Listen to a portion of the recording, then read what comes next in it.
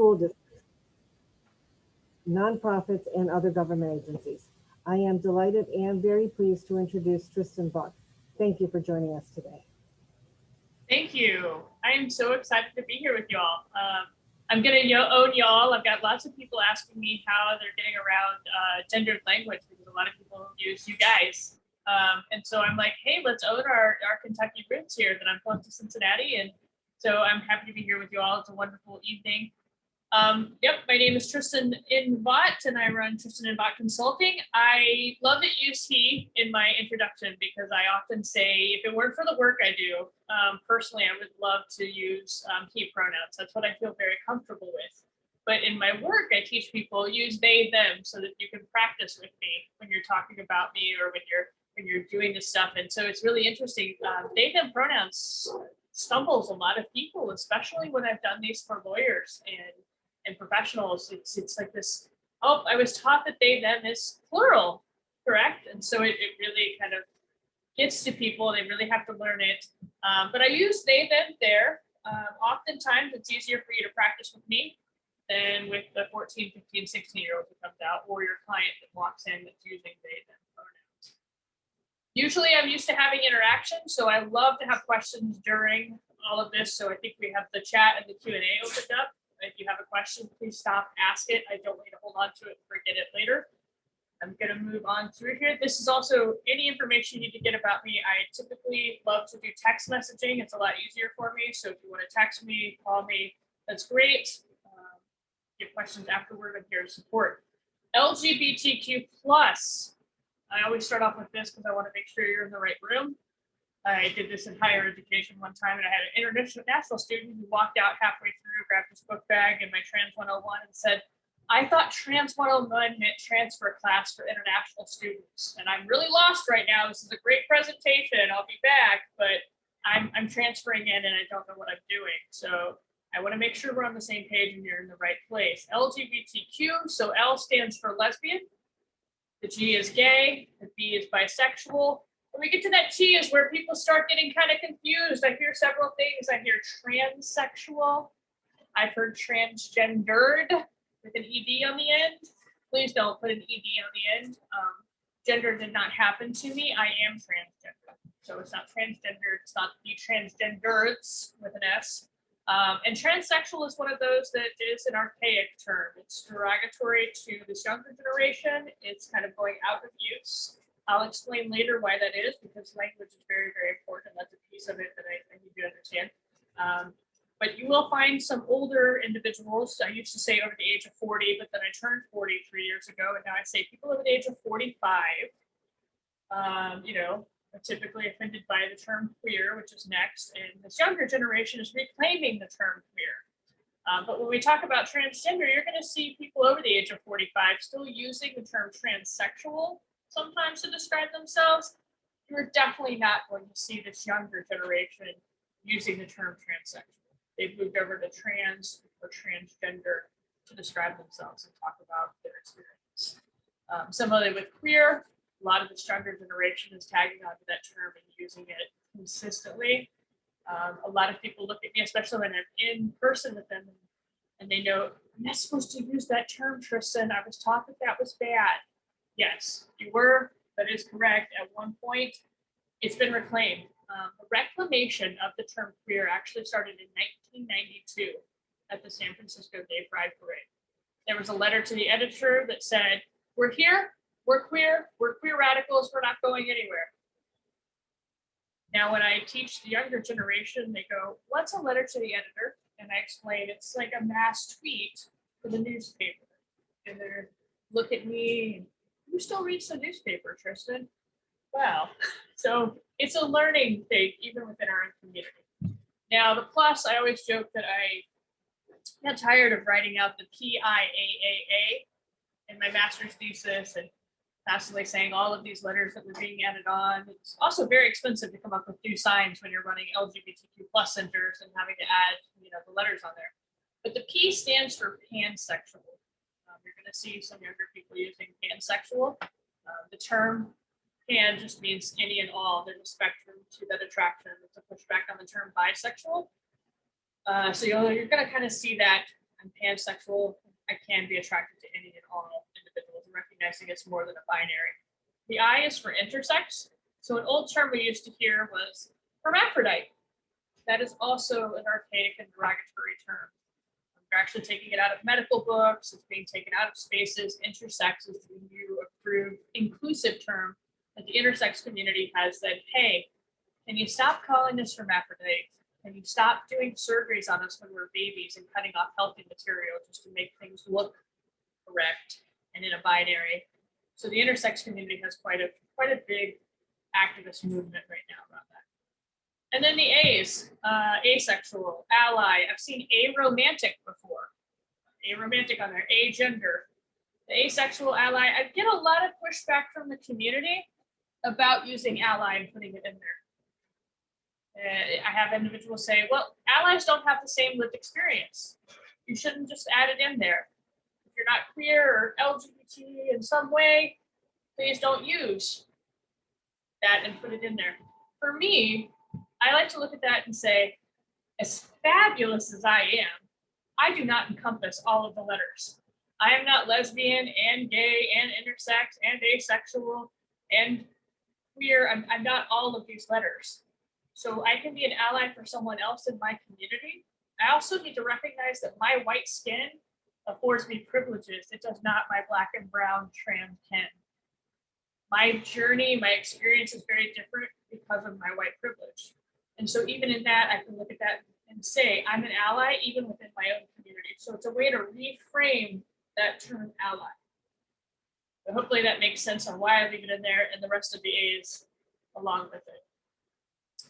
So because we are not in person and I don't get the pleasure of meeting you all, we can't do the quick, I usually do a quick icebreaker. I want to get your name, your pronoun, your favorite color, why you're here.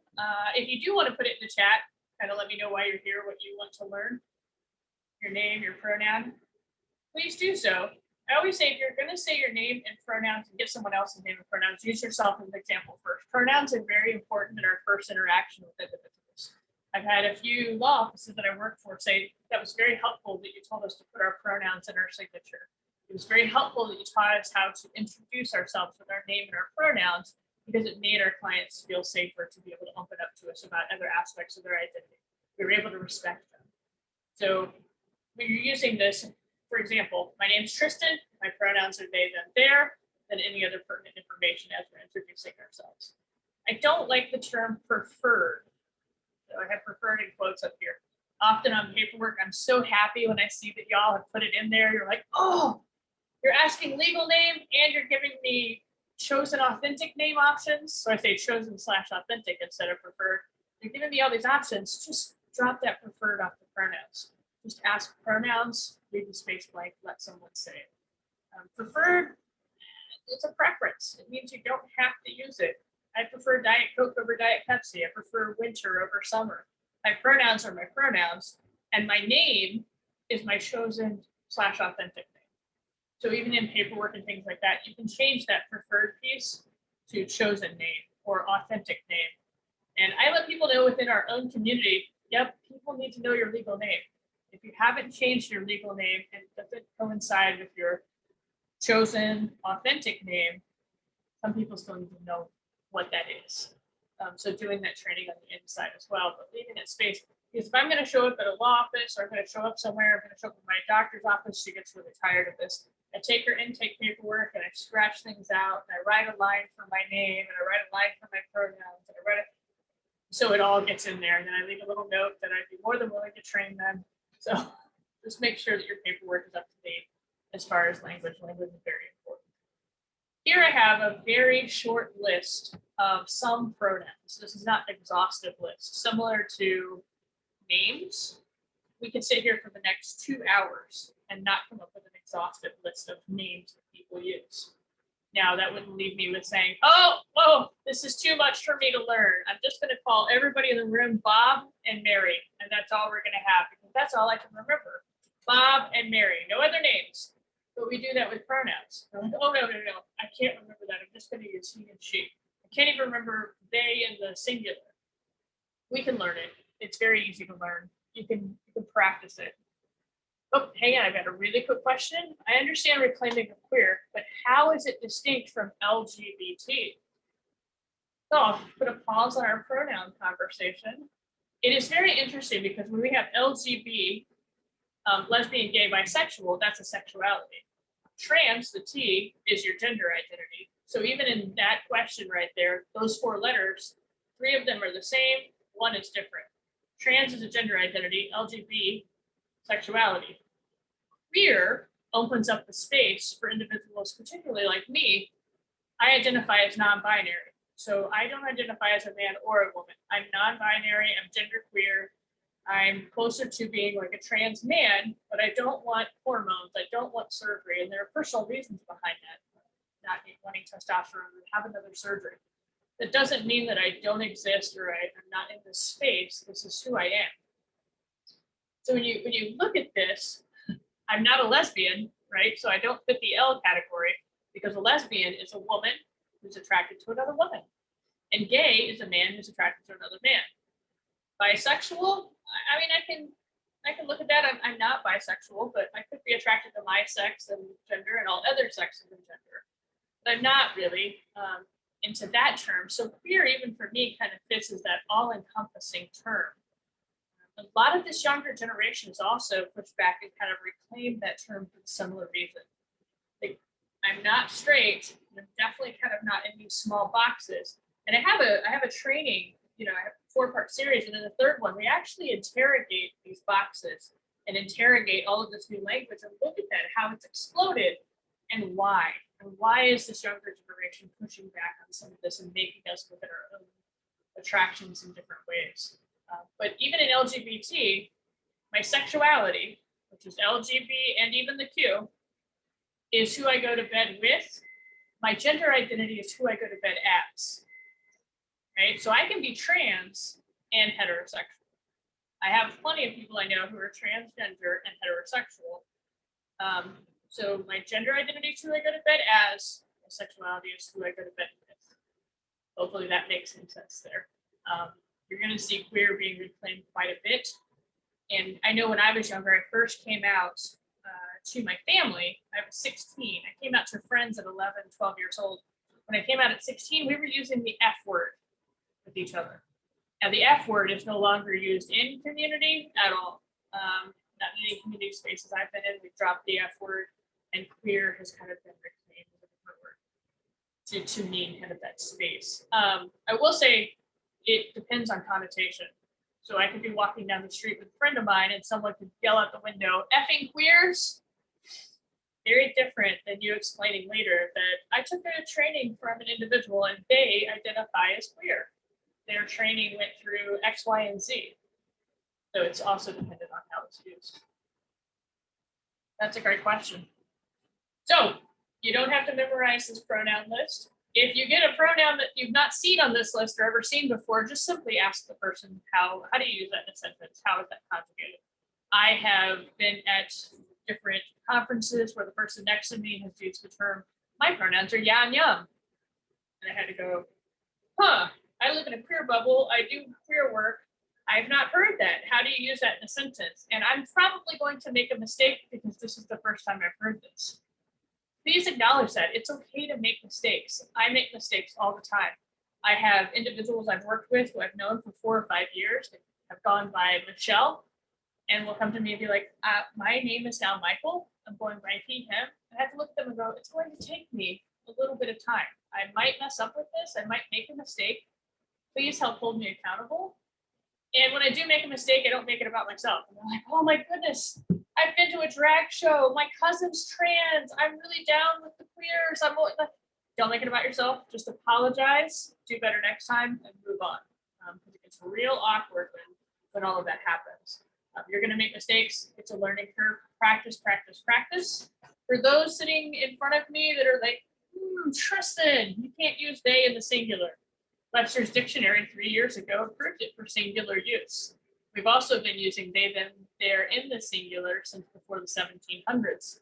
Shakespeare used it in his writings, and Emily Dickinson used it in her poetry. It has been used in the singular. You, in fact, use it in the singular. If I was sitting in the room with you all right now and we get done with this training and it was just me and another individual, and there were a set of keys laying on the table, I would probably look over and go, oh, those aren't your keys and they're not my keys. That person, they're going to be back for those keys. They're going to need their car keys. They aren't going to get very far without their car keys, are they? It's one person coming back, and we use they, them in the singular. So it's one of those things where we just have to kind of wrap our heads around it, but it's been used in the singular and we do it all the time. All right, I'm going to move on from pronouns, but they're very, very important. And I say this because I get lots of individuals who understand anyone could slap up a pride flag and say they're an ally. Once someone sees that you're putting your pronouns in your email signature, that you're putting it on your social media bios, that it's on your CV, it's in resume, it's whatever you got out there, that your pronouns are along with your name, people notice that. They notice that allyship happening. All right, so really quickly, we're going to go to some gender models. All right, I just spoke to you how gender identity is different than your sexuality. So when we look at some of our models around sexuality, gender identity, or SOGI, we look at the traditional gender models: assigned sex, gender identity, gender expression, or sexual orientation. We've been taught about this binary. Okay, we'll get back to that one in just a second. I saw another great question up there. So we teach in this binary: male or female, man, woman, masculine, feminine, attracted to women, attracted to men.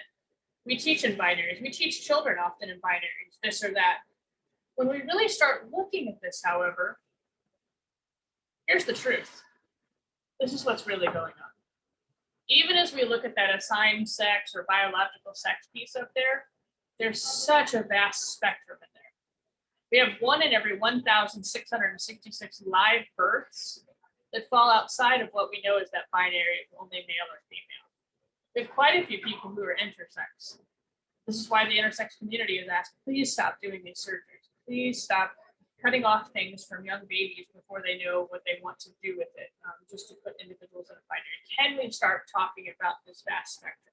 If there's a spectrum on our assigned sex, why aren't we recognizing that under our gender identity, and our expression, and our attractions?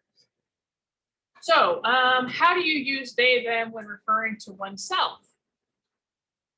Well, I don't typically use they to talk about myself. They, as all pronouns, you'll talk about me maybe later, and you'll use my pronouns instead of repeating my name. So you could say, Tristan gave a training or gave a talk about LGBTQ plus inclusion in legal issues. Tristan gave a talk that they talked about evolving language. They gave us a great thing on our expansion of pronouns. Their training lasted for an hour, but they said they have more.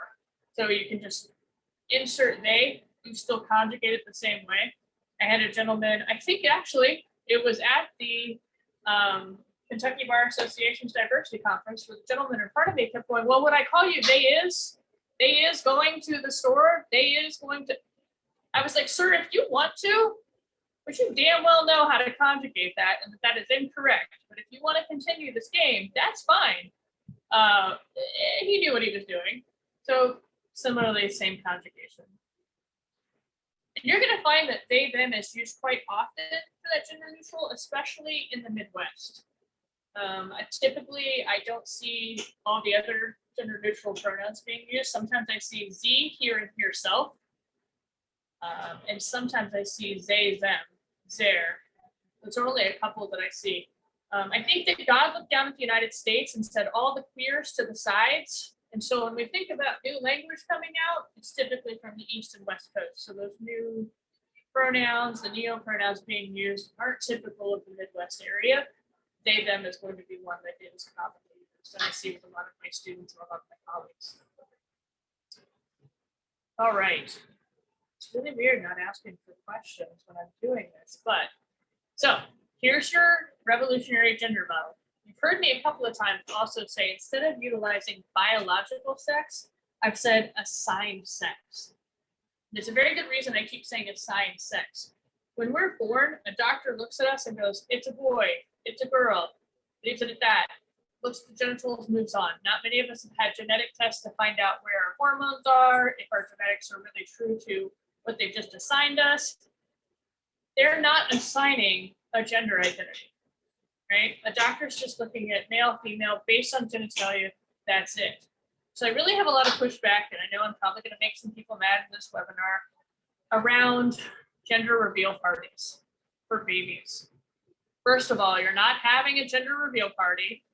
You're having an assigned sex party. You're having a party to celebrate the genitals of a baby, which is kind of creepy if we really start thinking about it. But even a bigger issue is, what are we doing in that? We are putting a lot of gender roles on this child already. It's pink, it's blue, it's girls' toys, it's boys' toys. It's a celebration of gender being this binary, what that looks like. I've had a lot of individuals say, but Tristan, we want to be able to celebrate the birth of our child. It's a wonderful thing to have. Yes, when I was born in 1978, we had baby showers, okay? This gender reveal party thing, one, is new, and people are dying and being arrested for doing some stupid stuff during them. And it only came about in 2008. The woman who's been credited with starting gender reveal parties actually regrets doing it because her child, it's really funny, her child has since come out as transgender, so she had to have another gender reveal party for her child finally being able to say what their gender was. So it's kind of ironic and great to see that. So just kind of think about what you're doing, especially around policing gender in that way. And then when we talk about our biological assigned sex, it's really vast and it's a large spectrum. We need to be talking about that more. All right, I'm going to jump back up, however. I'm going to show you the genderbread person. So here's the theory, right? The theory behind the revolutionary gender model. And then here's how to explain it to a 7-year-old. This is really easy for everyone to understand. When you think about that gender identity piece, that's what's internal to me. That's who I am, that's how I feel. My gender expression, just simply what's exterior. You can be expressing feminine or masculine. We tell people how to act, we tell people how to be feminine, we tell people how to be masculine, what your dress should be, how it should be. That's not something that's natural. In fact, I've had individuals who have gone through some of these classes that I have, and they've come back to me. One in particular really sits with me. She was at a Cincinnati Reds baseball game. And she came back to me, she said, I didn't really think about the gender policing until I was at the game with my son, and he wanted some cotton candy. And the guy came up with the cotton candy and asked him, would you like blue or pink? And her son took a little while, was deciding, and finally he was like, blue. The gentleman behind them that they did not know was like, that's right, boys like blue. Good job, son, you're a boy. And she was like, it was a light bulb moment for me of all the things I've missed in my son's life of this policing his gender and making sure that he acts a certain way and that he was in this box and what's appropriate and not appropriate. So once you get that turned on and you start looking at it, you start seeing how much we have to police gender for people to stay in these boxes. How much we have to keep that really tight. There's no deviation from it. That's not really what's going on, not even on the biological assigned sex piece. When we look at the gender expression that people can have, androgynous comes up. People often look at me like, oh, what is that, Tristan, androgyny? Usually I have to give them famous people. David Bowie, androgynous, right? I say that to the younger crowd and they go, who? I die a little inside and I want to find their parents so I can tell them that they failed. But seriously, David Bowie, androgynous.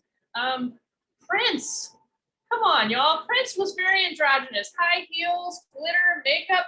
Prince even made me look and go, ooh, okay, right? Prince had it going on. Ruby Rose, Orange is the New Black. Y'all know Ruby Rose, that one that was really androgynous and hot. I'm like, Ruby Rose makes gay men question their sexuality, makes straight women question their sexuality. Ruby Rose is just hot to everyone, right? So that androgynous piece is where you have all of it kind of going on. It's just fashion. It's just gender expression. We can line up in any ways that we want. But we'll take Prince, for example. Prince was born male, was a man, acted very feminine, dressed very feminine, okay? Prince had more women than most heterosexual men could ever dream of having. So that gender expression, that feminine walk and act and all of that stuff had nothing to do with sexuality. These things don't have to align in certain ways. It's not a tick box for everything. So it's fascinating to see kind of that shift. A lot of individuals ask me, wasn't this going away, Tristan? Yeah, it's going away. Just like Twitter and Facebook went away. It's not. This younger generation, Gen Z, they're tipping this stuff on its head. They're looking at sexual orientation and gender in different ways. Younger clients that you deal with are going to be utilizing language that you've never heard of before and identities that you have to keep up with. Okay, I'm just taking a second to see if we have any questions coming in. Before we hit this language piece, I'm dropping back up here. I did not have time to do a word match with you all, which would have been super fun. I'd rather be in person with you, more dynamic. I wanted to hit this really quickly. Intersectionality. I think it's a very important piece that you understand for your work. Any person I'm in front of, I want to make sure that they understand intersectionality. So with this piece, when we talk about intersectionality, a lot of people kind of start getting defensive when I talk about privilege or white privilege or heterosexual privilege. But I only talk about that in the context when we start looking at intersectionality.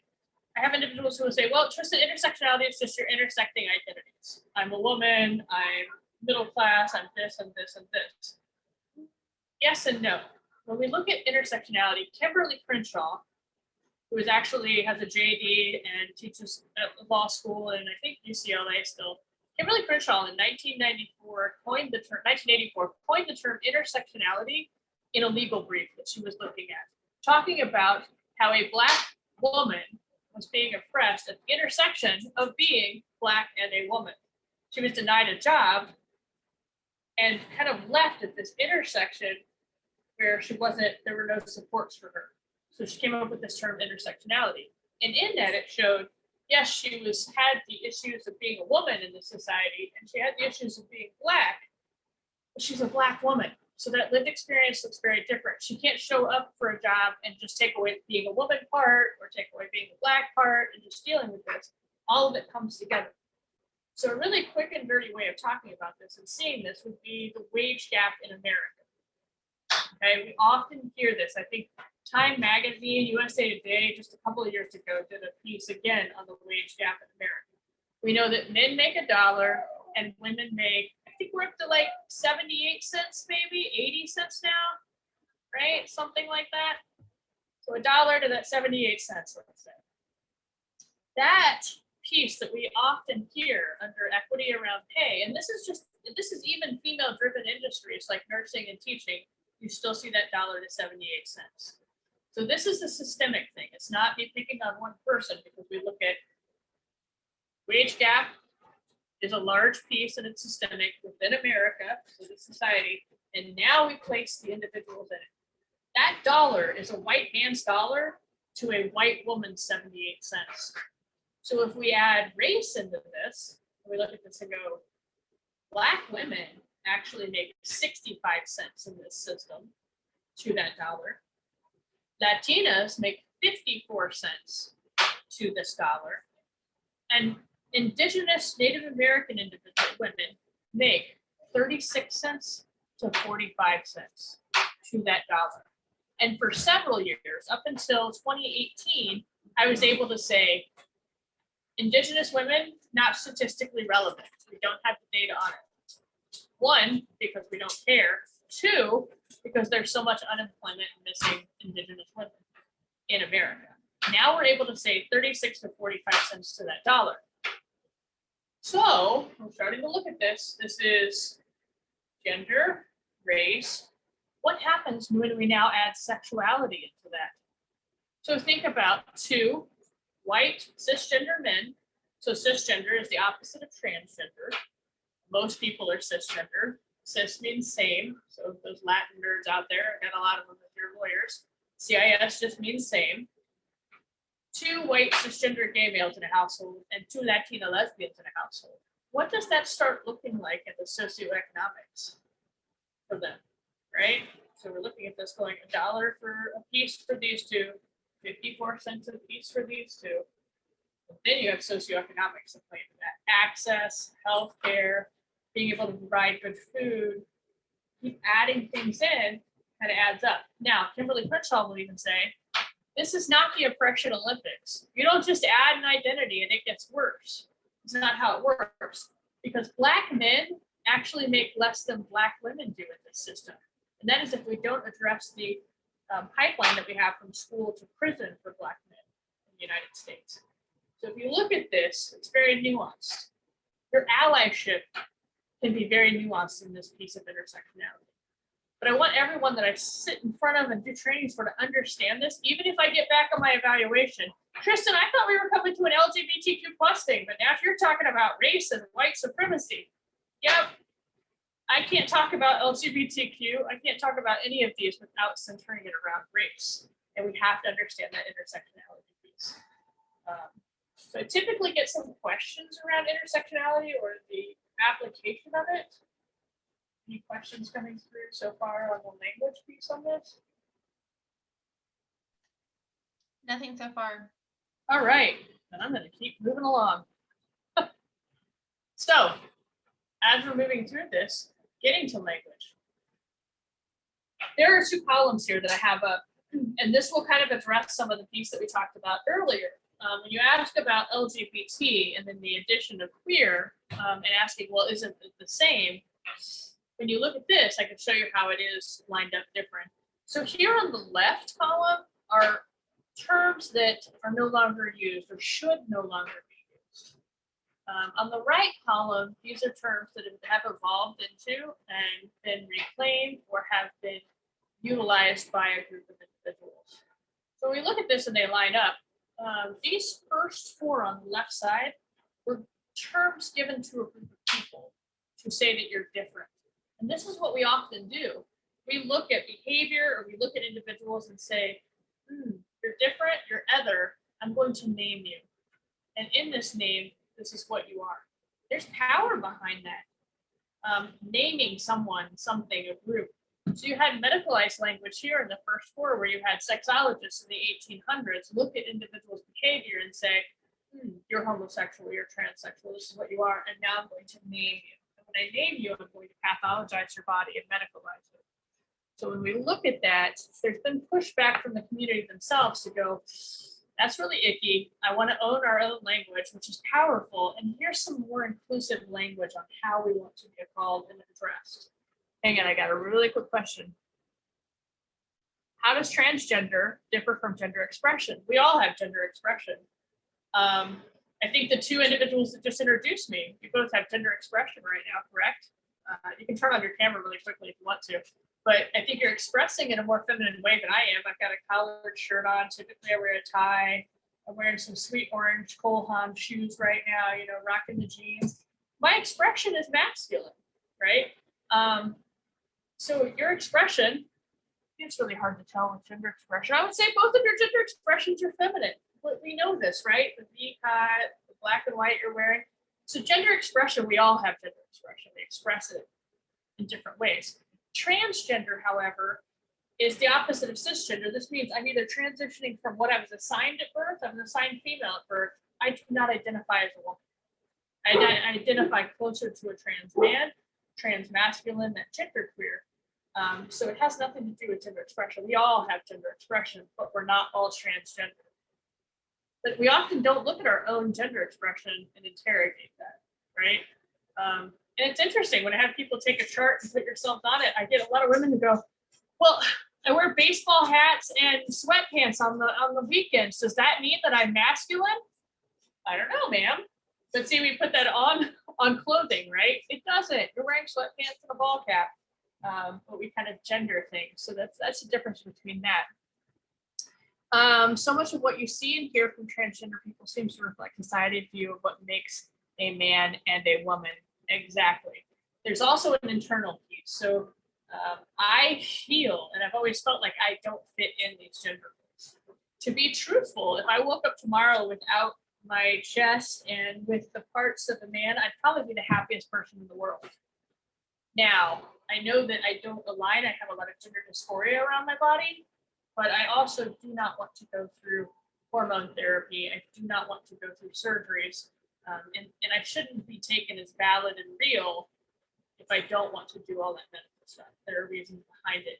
testosterone can reduce your life expectancy, especially for someone with liver issues like myself.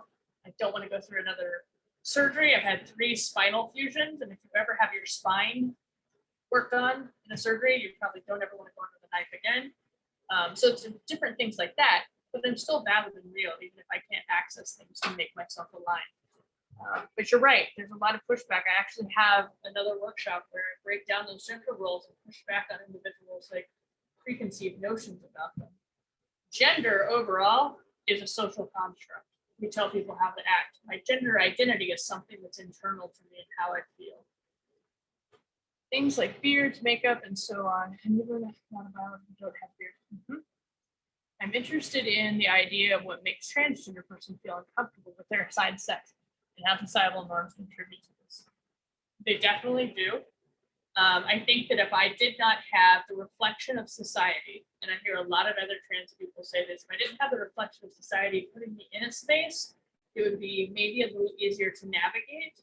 But I also know that I wake up and I often, I'm great with personal questions too. So when I ask them, I think it's a great teaching moment. I don't see myself in the mirror. I'm almost taken aback sometimes by the fact that I have breasts, that my body is, Coke bottle shape. I'm taken back by that because it doesn't fit how I feel. It doesn't fit how I navigate the world and take up space. If you talk to me in person and you see me, you'll see the masculinity that has kind of always been there.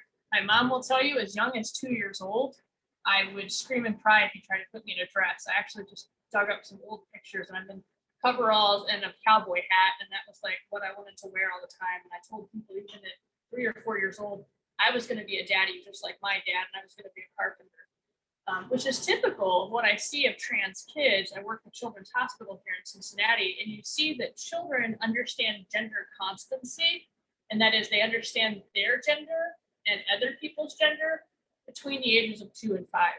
And that's normal child development, not just trans kids. You will look at a child and see that they are coming around to expressing and understanding their gender identity between those ages. So we actually see little kids at that age start coming out between 4, 5, 6 years old. Then during the latency period, it's kind of quiet. And the latency period is middle school, right? That period that sucks for everyone. No one fits in. We're all just trying to fit in.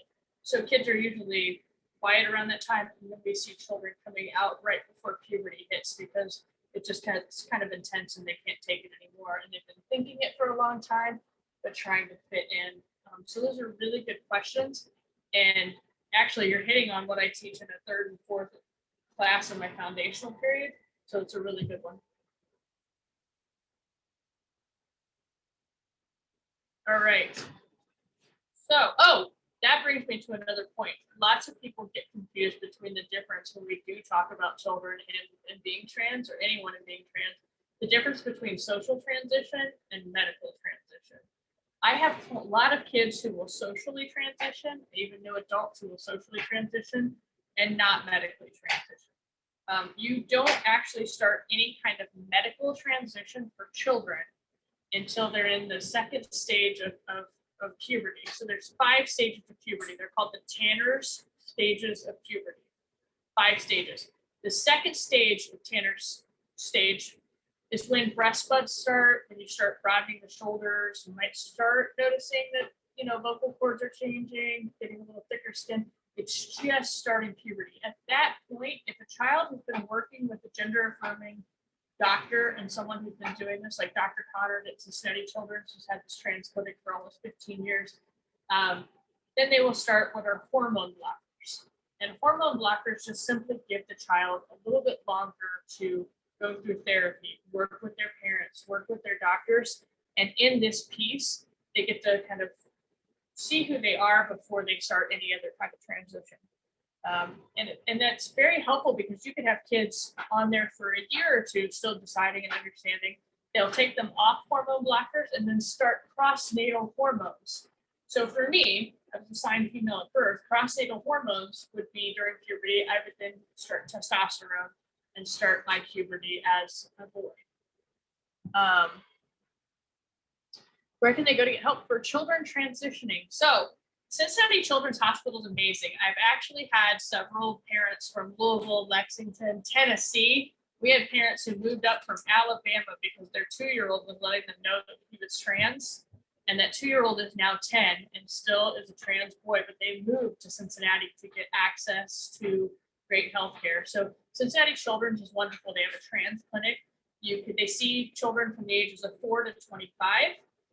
Also, I personally, with my consulting firm, am a great resource that often deal with parents and then children. And then I started a nonprofit in 2019 called Transform Cincy. And Transform Cincy actually gives brand new clothing to children who are transitioning. So we've seen our youngest kiddo was 6 years old, and we see children up to 19 years old. We're going to start expanding that to 25 next month. We get free wardrobes. So it's not a closet, it's not a wardrobe exchange. You fill out a profile, and in that profile, you tell us what you do and don't like. I mean, you can say, like, I don't like polka dots and look bad in stripes. And so we make sure that we don't put any shirts with polka dots and stripes in it.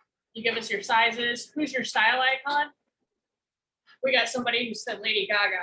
Now, that's a little difficult to pull off. We were like, do you really want to look like Lady Gaga in middle school? Because that's going to draw some attention to you. So sometimes there's a conversation we have.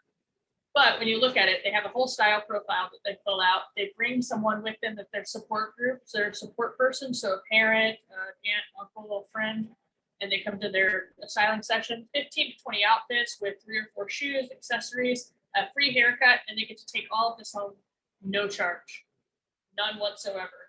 And it's a space because you have to realize being trans and going to the department store and going to the men's section, even at 43, is kind of nerve-wracking for someone like me. So you got to think about a 13, 14-year-old doing this. So we offer a safe space there.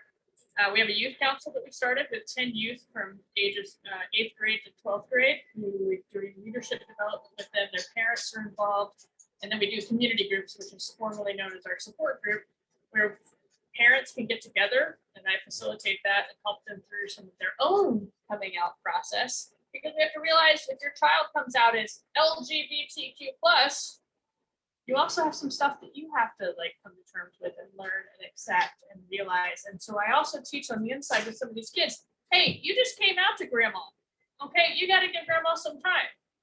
She's going to go through her own thing of coming out and learning and seeing that and learning the language of your new name. So a big thing that I utilize is space and grace. We need space and grace on both sides and understand it. So we have services for parents, and then we also have services for the kids, and we break them up by age group. So elementary school kids have a facilitator in their own group, middle school, high school, and then I facilitate for the parents. We do this once a month, so the community building around that. We're open to anyone and everyone. We actually have someone from Los Angeles coming through this summer who they're driving out of their way to come to Cincinnati to get a free makeover and get their own clothing as they're transitioning. So it's a great, great resource. Thank you for asking that question. Does Louisville, Kentucky have similar organization? So we haven't found anywhere that has a similar organization, not a curated, stylized outfits. We would like to start them in different cities. So I'm getting a list of people who would like to have like a location of a Transform Louisville or a Transform Indianapolis. But we've gotten calls from New York, Canada, San Francisco, Seattle, places that you would think would have this. But I did the best practice research around starting this nonprofit. There wasn't a nonprofit where you had this space, essentially kind of like a community center, and then you had a curated bespoke outfits that it was the by appointment only. You have a lot of spaces that are closets or clothing exchanges. So you go, you exchange your clothing, you pick up clothing from someone else, but not like a Transform Cincy. So if you know anybody in Louisville who's interested, I know a few people in close to the University of Louisville and their medical center and their LGBTQ center. I do know that they have some exchange programs through the university, but nothing like a Transform Cincy. And we're working on pop-up shops in Northern Kentucky though. Bonnie Meyer from NKU. That's a great question. If you know anyone, send them our way. All right, so I'm going to flip through this since we have about 15 minutes left. I'm going to come over to talking about some of the concerns that I do notice. And this is still true. Consistently, when we're talking about LGBTQ+ folks, or trans and LGBTQ plus, because sometimes there's a difference in it. Especially when you look at health disparities. Trans people are turned away from their doctors at alarming rates for being trans. The Williams Institute, as of 2017, with their research, said 60% of trans people were turned away from their doctor for being trans. So there's a health disparity around that piece. Safety. I have been terrified to be pulled over by the police. I've been in spaces where other trans individuals have been terrified because my name is different than my license, or I look the way that I do. I had a couple of students that this is kind of intense, so giving you a warning. This is another city that I lived in. Had a couple of police officers that corrective rape happened in their police car as they picked up my students, so we had to file a report.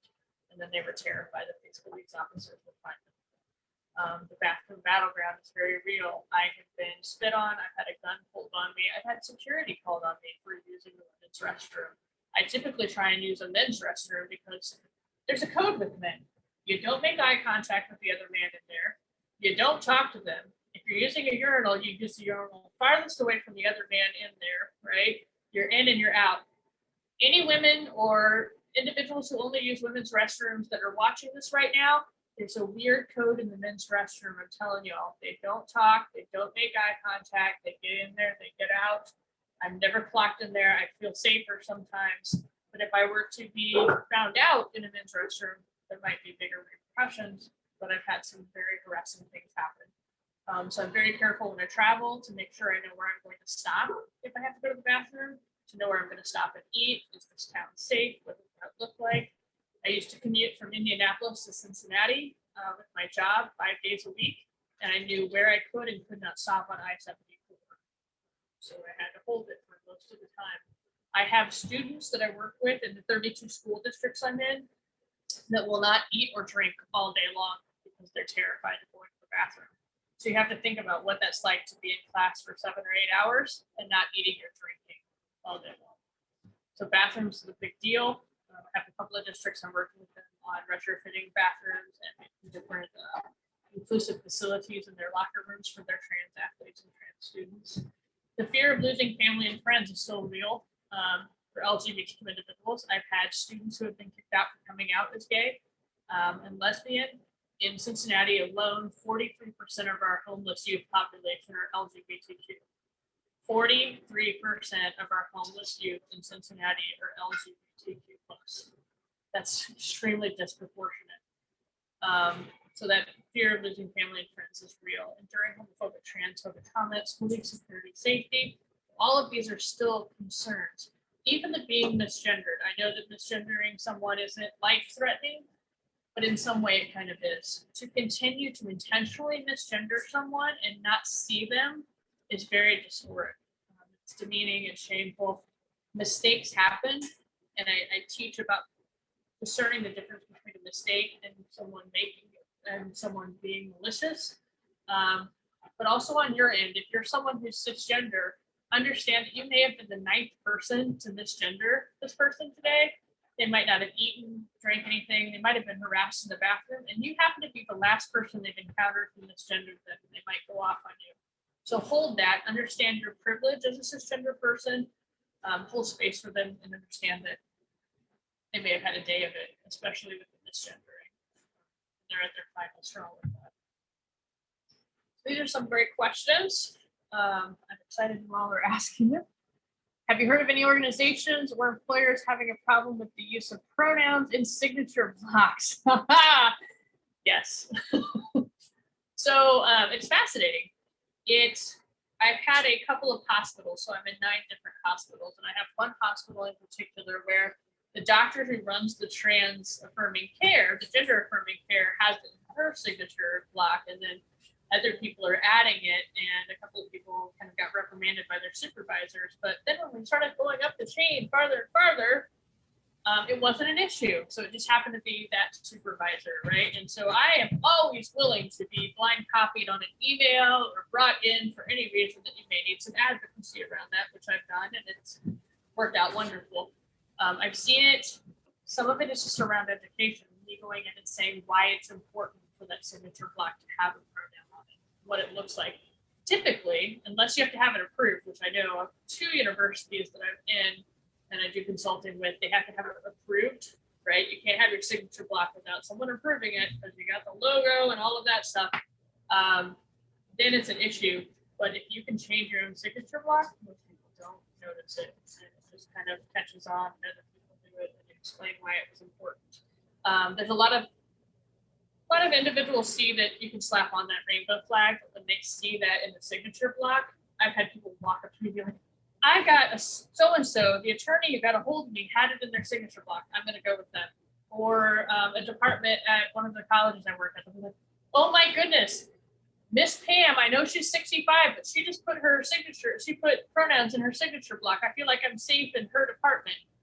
I'm like, Miss Pam is going to mess up your pronouns, but she's trying, and she went through a training, and yes, she's trying to show she's an ally, right? And so it makes a big difference in making people feel included and a little bit safer. I push back on that term safe. We're never safe, right? Any variable can become unsafe, but it does help with that inclusive piece when you have that in there. So if you get pushed back on putting it in your signature block, I have some great things that you can work around and some education around. That's a great question. Being an ally. So we're looking at this. There's a couple of things about being an ally, and some of what you're doing by sitting through this might be being an ally. And even if you're like, but Tristan, I am LGBTQ. But LGBTQ person, you don't encompass all those letters. So you can still be an ally for someone in our community, right? So that's why I hit on that. Being an ally, though, is also, I like to ask people if they know and remember Destiny's Child, the little band from the 90s. They're like, gosh, Tristan, we know Destiny's Child. Like, all right, cool. Well, as an ally, you're the Kelly and Michelle to my Beyonce. You learn the lyrics, you can keep up with the dance moves, you can harmonize, you can sing when I'm not there, but you are never the diva as an ally, right? It's still all about me. So you're the Kelly and Michelle to my Beyonce when you think about allyship. But in that, you still got to learn, you still got to be active, you still got to show up in your allyship. And I look at it in different levels. I can have an ally, I can have an advocate, I can have an activist, and I can have an accomplice. And I need all 4 of these. And a great example, I have a really great ally who he is a very conservative Southern Baptist minister that I work with at one of the universities. And for years, he would send my kids to conversion therapy camp over in Northern Kentucky. And he would run these programs, love the sinner, hate the sin, all this stuff. So I would break bread with him and chat with him. I originally went to school to be a minister. I read the Bible 8 times. So really sit down with him. And starting to get to know him and meeting with him halfway, he'll never change his belief system, religion, or politics. In fact, I will never do anything around education where I'm going to try and change your belief system, religion, or politics. I simply want to give you the tools not to be an a-hole. I want to give you the tools to be a better person and to be more inclusive. So this individual, to this day, will now call me and say, Tristan, I got one of yours. He doesn't run these programs anymore. He doesn't send them to conversion therapy camps. Me giving him the 60% suicide rate among trans individuals was a wake-up call for him. Me saying that LGBTQ plus individuals are 3 times more likely than their heterosexual counterparts of attempting suicide was kind of a wake-up call for him around this stuff. He's a really big ally. He's saving lives. Picking up the phone and calling me is life-saving when he's got an LGBTQ plus student or if he knows someone who needs this. So really, I look at it in different ways. Activists, we need activists. I need people out on the streets with signs and doing all that. I'm not there anymore, but they're helpful advocates of the individuals in the system trying to help shape the policy, educating themselves and others. So advocates are wonderful. And then accomplices, they're the people that are going to flip the tables over when I'm not around. They don't need the pat on the back. They don't need the butt. They don't need the cookie. They're like Trojan horses. They're going to come in really silently and F stuff up from the inside, right? You need your accomplices too. So there's a level to the allyship, and that all takes learning and being engaged in it. I believe I had an hour, and it is 7:26. So if you all have any questions, you want to look at being an ally piece here. And there you go. Okay, well, Tristan, I want to make a comment or two if I could. One of the things that some of us on this call are attorneys, and one of the things that we can do is provide services for individuals. I remember at least on one occasion where I had people come in and ask me very timidly if I would help them prepare documents, if I would do a will, if I would help them with, medical documents, things like that, because they had a lawyer tell them that they wouldn't prepare these documents. And I go, why not? And they burst in tears. And I'm going, that's the stupidest thing I've ever heard. We in our profession have to help everyone. And it's what we do. And I find it shameful that anyone would not help. And that's what we can do. If that makes us an ally, then I'm proud to be an ally. And there's no reason not to. So I find that I've heard those stories way too many times. And it's sad to me to hear those stories. I'm not surprised by it. It is saddening, and I'm waiting for the research on that. Like, we have the research from the Williams Institute on how many trans people have been turned away from doctors, but how many trans and LGBTQ plus individuals have been turned away from lawyers or turned away from other professionals in trying to access this stuff. And that's another barrier when we talk about that intersectionality piece. Yeah. And medical care is incredibly difficult. Sometimes in some places, they've been turned away from significant medical care. And because they won't treat them, and that's wrong. It's just it's blatantly wrong. So that's the way we can help in our profession. So we have to step up to the plate and do it. That's all. When you look at your profession, and a lot of individuals, especially lawyers, find this staggering. 45 states still let you use the gay and trans panic defense as a defense to get off on murder. 45 states still let you use gay and trans panic as a defense for murder. Well, that's deplorable. And this morning I was reading that there are still states out there that do not have that. You're talking about conversion therapy. Yes. There is an article this morning. I couldn't find it. I was looking for it. It was an article about a father talking about getting his child transitioned, the surgery and the drugs and everything else, and how there are still states that are fighting this and not allowing medical care, not allowing insurance to pay for this treatment, and how Kentucky is one of them, and how when he finally could get his child what his child needed, his child smiled, his child was happy. And that's what our children should be, is happy. And it's just, things have got to change. And that's my editorial comment. That's me speaking. I'm not speaking on behalf of anyone other than me. Who, if it was my child, I'd want them to be happy. So. Yep. Exactly. Something came up on the chat. I just saw that. Let's see. An employer who required pronouns to be added to email signature block. His response was negative about requiring the use because it might push people to disclose something they're not ready to. Thoughts about requirement versus option. I always think it should be optional. I don't ever want to out someone. And let this know with teachers when I ask them to ask their students, put the disclaimer out there. I need to be able to know your pronouns that I can use publicly. If you want to give me pronouns that you want me to use, but pronouns are public, so I don't want to out you. I'm giving the option of giving me pronouns. I have them do it on a 3x5 card. It should be optional because you don't want to out individuals, but even in that optional, man, I want to see more cisgender allies stepping up and putting it on there, because as a trans person in your organization, you would make me see all of those email signatures as a client, as a whoever, and see that there's allies in that work. Okay. Well, we hit 7:30 and 7:31 actually, and so I want to say thank you on behalf of my co-chair, my committee, the LBA, and all of our participants. Tristan, you did not disappoint. Thank you. Thank you. This was wonderful. Please get a hold of me if you all need anything at all.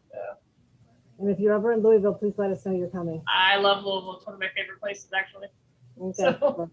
Thank you, and thank you everyone who attended tonight. There was a great presentation. We hope to have more of these in the future. Thank you, everyone. Just as a reminder, we have one next week on the 29th, another from the Diversity and Inclusion Committee. And the title of that is Born to be Bearded.